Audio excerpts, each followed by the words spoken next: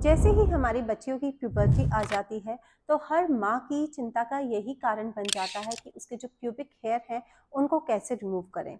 नमस्कार, मैं डॉक्टर पूजा रावल आज आपकी गायनेकोलॉजिस्ट फ्रेंड इसी टॉपिक को डिस्कस करने आई हूँ। मैं आपको सारे हेयर रिमूवल की टेक्निक्स जो हम यूज़ करते हैं वो बताऊंगी और उनके प्रोज एंड कॉन्स आपके साथ डिस्कस करूंगी।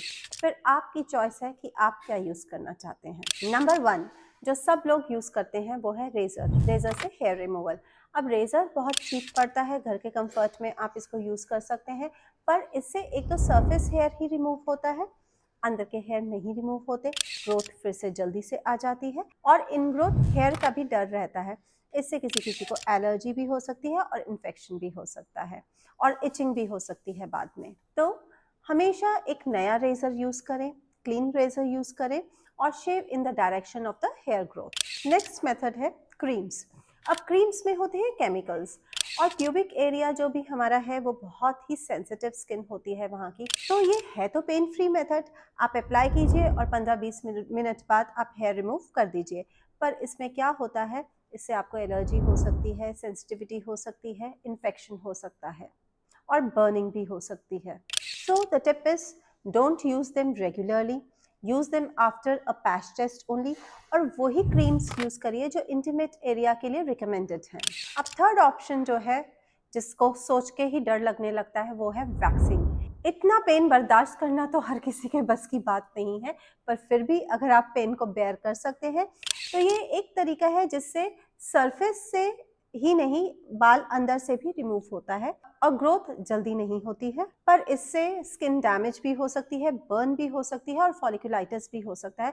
तो हमेशा एक ट्रेन्ड बंदे से ही ये काम कराइए। So the tip is always go to a professional only who is well trained and please avoid waxing during periods. अब फोर्थ ऑप्शन आती है ट्रिमर की। ट्रिमर थोड़ा महंगा पड़ता है, 1000-2000 रुपए कॉस्ट हो सकता है और इंटीमेट एरिया के लिए स्पेसिफिक छोटे ट्रिमर्स आते हैं, आप वो यूज़ करिए। दूसरी चीज़, ट्रिमर भी सरफेस पे से ही बाल को हटाता है, अंदर से नहीं हटाता, तो इसमें भी इनग्रोन हेयर की प्रॉब्लम आपको हो सकती है। अब फिफ्थ ऑप्शन जो आपके पास आती है वो है लेज़र हेयर रिमूवल। ये सेफ है, लॉन्ग टर्म रिडक्शन हो जाती है आपके हेयर ग्रोथ में और पेन फ्री भी है, पर ये एक्सपेंसिव तो है ही जैसा कि हम सब जानते हैं और मल्टीपल सेशंस की रिक्वायरमेंट भी होती है इसके लिए।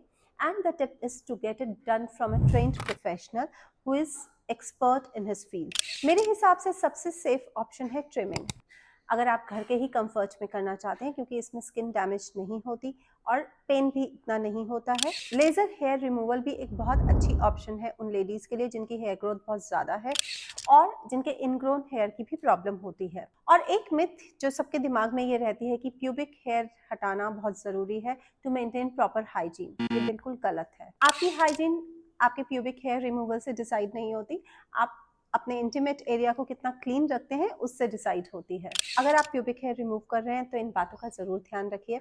एक तो रेज़र कभी भी शेयर नहीं करना आपने अपना किसी से। दूसरा, हाथों को अच्छे से धोना है पहले और बाद में। हेयर रिमूवल के बाद आप एलोवेरा जेल भी लगा सकते हैं और माइल्ड मॉइस्चराइजर्स भी लगा सकते हैं। ये सब अगर आप फॉलो करेंगे तो आपका एक्सपीरियंस सेफ रहेगा। अक्सर प्रेगनेंसी में जब ओपीडी में लेडीज़ हमारे पास आती है वो बहुत ही एम्बैरेस्ड फील करती है, क्योंकि चौथे पाँचवें महीने के बाद हेयर रिमूवल उनके लिए बड़ा मुश्किल हो जाता है। तो प्लीज़ यहाँ कोई आपको जज नहीं कर रहा। अगर आप डिलीवरी के दौरान ऐसे आती भी हैं तो हमारे पास स्टाफ होता है, वो हेयर रिमूवल आपका कर देता है। पर अगर आप फिर भी कंफर्ट के लिए खुद करना चाहती हैं तो 4th मंथ तक तो आप ट्रिमर यूज़ कर सकते हैं बड़े आसानी से खुद देख के।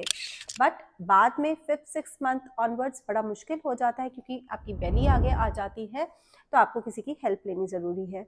आप ऐसे में एक अच्छे लाइट वाले कमरे में बैठिए और वहाँ पे अपना हेयर रिमूवल कीजिए और किसी की हेल्प ज़रूर लीजिए। प्लीज़ डोंट फील अशेम्ड और एम्बैरेस्ड, ये कोई शर्म की बात नहीं है, ये ऐसी चीज़ है जो सबके साथ होता है। और जब भी आप रेज़र यूज़ करें या ट्रिमर यूज़ करें तो आप एलोवेरा जेल पहले लगाइए ताकि जो हेयर है वो थोड़े सॉफ्ट हो जाए, या फिर आप कंडीशनर, शैम्पू, कुछ ऐसी चीज़ भी, माइल्ड शैम्पू भी लगा सकते हैं ताकि हेयर वेट होके आराम से क्लीन हो जाए। प्रेगनेंसी में हम लेज़र नहीं रिकमेंड करते हैं। अगर आपको क्लीनिंग के बाद वेजाइनल एरिया में या इंटीमेट एरिया में कोई भी लीजन्स या फिर कोई भी इन्फेक्शन दिखता है तो आप अपने गायनेकोलॉजिस्ट से या डॉक्टर से ज़रूर कंसल्ट कीजिए। अगर आपकी कोई भी क्वेरीज हैं तो कमेंट सेक्शन में you are free to ask, यहाँ आपको कोई जज नहीं करेगा। और मिलती हूँ आपसे अगली वीडियो में।